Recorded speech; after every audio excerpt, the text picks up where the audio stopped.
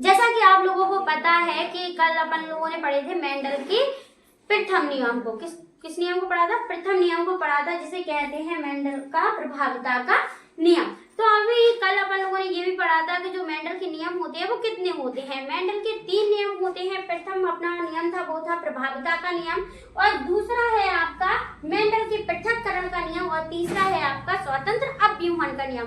जिसने भी हमारी पहली वीडियो नहीं देखी है वो जाए डिस्क्रिप्शन में जाए और वहां से हमारी वीडियो वॉच कर सकता है, जिससे कि आपको आगे की वीडियो अच्छे से समझ में आ सके। ठीक है, तो आज हम पढ़ेंगे पृथक्करण का नियम।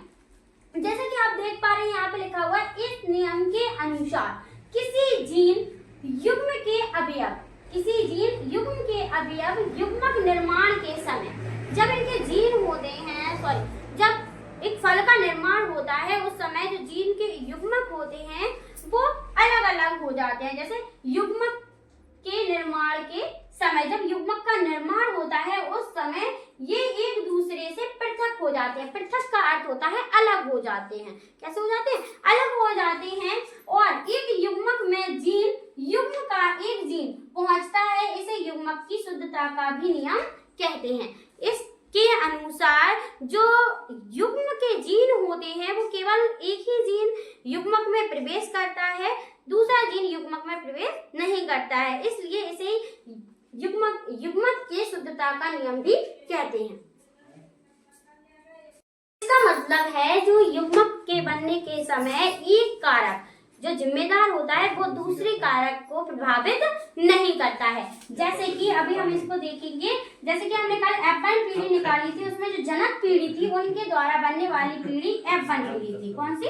F1 पीढ़ी। कौन सी बनी थी? वो हमारी capital T small T, capital T small T.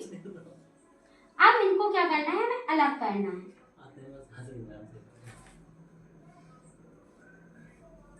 यहाँ आएगा आपका कैपिटल टी और इस साइड आएगा आपका स्मॉल टी। सेम इसमें भी यही आएगा। जैसे कि कल हमने क्रॉस कराया था, सेम उसी प्रकार से हम क्रॉस कराएंगे।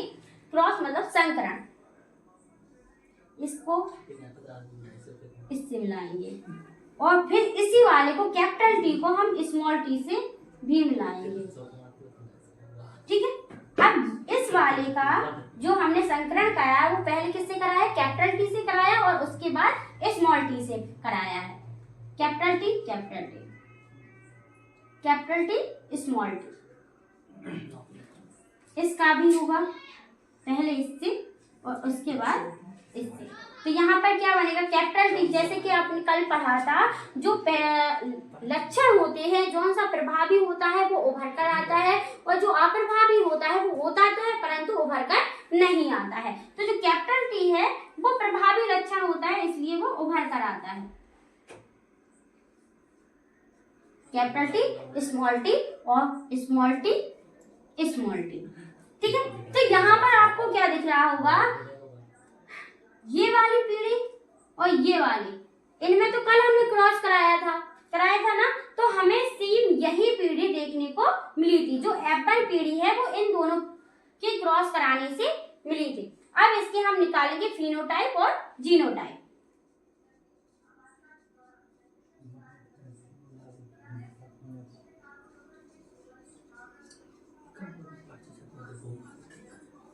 देखिए फिनोटाइप और जीनोटाइप किस प्रकार से निकालते हैं। फिनोटाइप का जो मतलब होता है वो होता है ऊपरी चीजों को देखना कि वो ऊपर से कैसा दिख रहा है, वो एक सा है या कैसा है, वो ऊपर से देखकर ही बताना। लेकिन जो जीनोटाइप होता है वो आंतरिक गुण होता है कि वो अंदर से कैसा है। अब फिनोटाइप निकालना है, जैसे कि आप यहाँ पे देख पा रहे हैं जो कैपिटल टी है कि कैसे है? शुद्ध लंबे है ना, शुद्ध लंबे हैं। और जो कैपिटल टी स्मॉल टी है, अब इसमें आपको अभी हमने जैसे बताया है जो कैपिटल टी है वो प्रभावी लक्षण है ना, प्रभावी लक्षण, तो इसलिए ये भी लंबा हो जाएगा। और यहाँ पे भी कैपिटल टी है तो ये भी लंबा हो जाएगा, है ना। तो यहाँ पर जो फिनोटाइप आएगा वो आएगा 3:1 में, क्योंकि यहाँ पर स्मॉल टी है तो कोई और लक्षण तो है नहीं, इसलिए इसमें केवल बौनापन ही उभर कर आएगा। ठीक है, तो इसलिए यहाँ पर क्या कर दिया गया है? 3:1।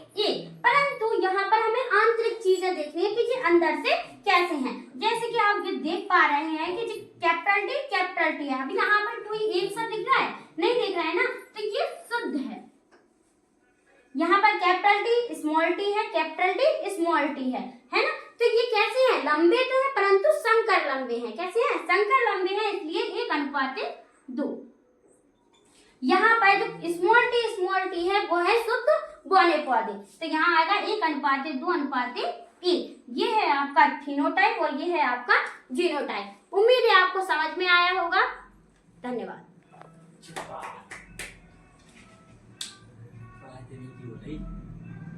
बंद कर दिया।